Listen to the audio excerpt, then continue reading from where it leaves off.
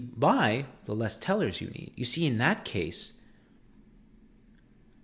what's dominating is the substitution effect, where they're going in opposite directions.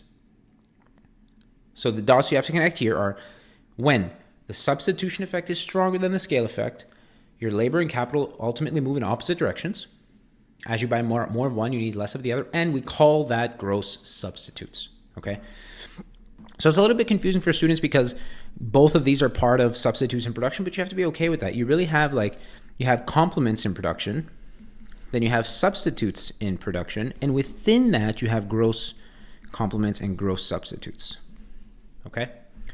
So let's do a few examples, multiple choice examples, so you can really understand the way you should be thinking about it. And the first thing I'll say is never make an assumption. Never make an assumption that's not stated in your question. Okay, question number 1. If the price of labor increases, okay, the price of labor goes up, what will happen to the demand for capital? The answer to this question is D. Why? Well, I have no idea if they are complements in production or substitutes in production. I don't know if they're gross complements or gross substitutes. They haven't given me enough information to make this, and I don't want to make an assumption. Okay, so if they don't tell you in the question what it is, don't assume. Number 2, if the price of labor increases, what will happen to the demand for capital if labor and capital are substitutes in production? Okay, well, this time they told me that they're substitutes in production. The answer is still D, though, because I don't know if they're gross complements or gross substitutes. You would still be making an assumption if you answered anything other than D. Remember, substitutes in production, there's two possibilities, and they're complete opposites of each other. Number 3, same question. If the price of labor increases, what happens to your demand for capital if they're complements in production? Well, here we have an answer, because if they're complements in production, that means that there's only scale effect. So there's the scale effect. So if the price of labor goes up, you are going to produce fewer units. That's right? And as a result of that, you're going to need less capital, less labor and less capital. So scale effect means we're scaling up and down with our output, so my demand for capital will decrease.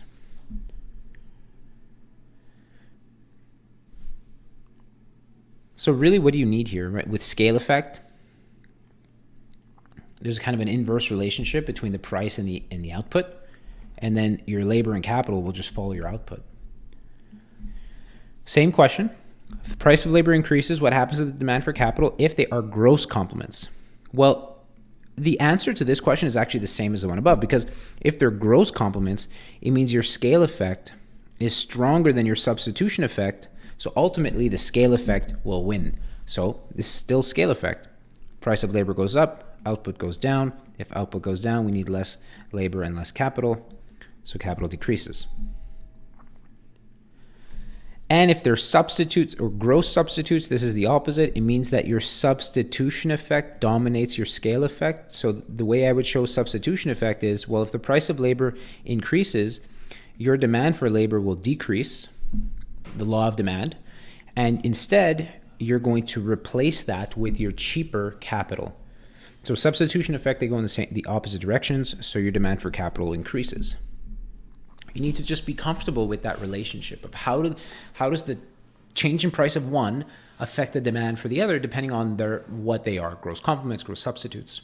And this is how I would always break down these types of questions. Never make any assumptions, go with what you have. And don't be afraid to pick not enough information.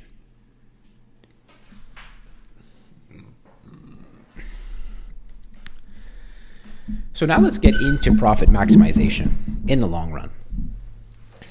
Now this one's a little bit more complicated because we have to consider both variables, labor and capital. And the first thing you want to understand or to learn is that now we're going to be dealing with a production function that has two variables, labor and capital. It looks something like this. Quantity equals, and I'll just make one up, 2 times K, which is your capital, to the 1.2, labor to the power of 0.9. And this represents your output. If you plug in whatever amount of capital and labor you have, that'll tell you how many units you can produce.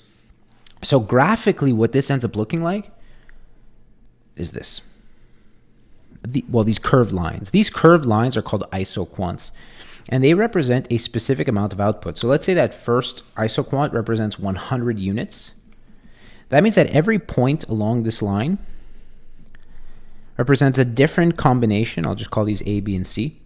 A different combination of labor and capital that you can use to make 100 units. Capital is usually on the y-axis and labor is usually on the x-axis. So let's say I were to put something here.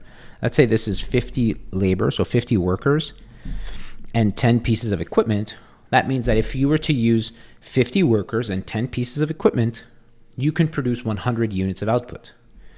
Up here, we have, let's say, 14 units of capital, but only, we'll say, 20 workers. Same thing. With 20 workers and 14 machines, let's say, you can produce 100 units of output. Isoquant means same quantity. So every point on that line represents the same quantity of output. You're just playing with the combination. Now, if you wanted to produce more units, you would have to move to a higher isoquant. So let's say this one represents 200 units. Same exact kind of explanation, right? Every point on that line, let's say this here is point D, is again a different combination of labor and capital that you would need to produce 200 units and then 300 units and then however many units you have. You have to imagine that you in theory have an infinite number. Imagine that you have an isoquant for every single number of units. So there's another one for 201, there's another one for 202, another one for 203. There's an infinite number of isoquants. The slope of that isoquant, the slope of that curved line, is called the MRTS, the marginal rate of technical substitution. And it basically tells us by how much we would have to substitute one input for the other if we wanted to maintain the same output, right? So if I want to continue producing 100 units, what would be the rate of substitution between labor and capital? So if I were to remove 1 unit of labor, how much capital would I have to replace it by in order to maintain my output? That's the name, marginal rate of technical substitution. The formula for it is right here. That right there, the MPL over MPK, the marginal product of labor over the marginal product of capital, that's your MRTS. Okay, so that's one thing. Then you've got this budget line, right? This red line kind of cutting diagonally across the whole thing. This has a few names, budget line or isocost line or iso expenditure line. Basically, this shows you different combinations of labor and capital that would have the same total cost. The same total cost. So let's say again, for example, that this line represents a budget of $1,000. What I'm saying is that every point on that line would cost $1,000. So point C, let's say this is 100 workers and 6 machines, and let's say D is 60 workers and 12 machines. Well, those 2 points would cost exactly the same amount of money. They would both cost $1,000. And every other point on that line would cost $1,000. If you have a higher budget, well, then you would be on a higher budget line. And if you have a smaller budget, you'd be on a smaller budget line. Again, you have to imagine that there's an infinite number of budget lines for every particular budget, for every, to the penny, really. Okay. The slope of the budget line is the ratio of the prices. So you can say the price of labor over the price of capital. I've written it as W over C. W is the price of labor. C is the price of capital. W for wage, C for cost. But if you prefer price of labor, price of capital, you can do that as well. It means the exact same thing. So that's the slope of the budget line. So those are the two lines kind of separately.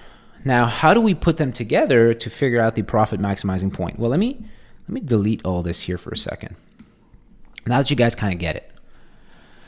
Well, imagine this is your budget line. And you've got these points on it.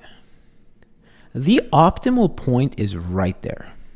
This is a point. This is optimal. It's a point of tangency. So it's a tangent point between your budget line and the isoquant. Your budget line will touch multiple isoquants. Look, it's touching the first one also over here. But the optimal point is where it touches the highest possible isoquant. Because what you want to imagine is, like, let's say you're comparing these 2 points, A and B, right? Well, we know that A and B are on the same budget line, which means they have the same costs. But B is on a higher isoquant. So that means that for the same cost, you can make more units at point B than you could at point A. So that point of tangency is basically the highest isoquant, or the highest number of units you can produce with your given budget. That's what we call the profit maximizing or the cost minimizing point.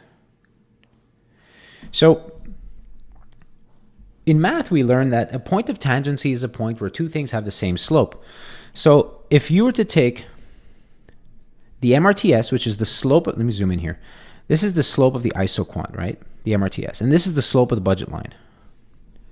Well, if you set them equal to each other, you're going to get the optimal ratio.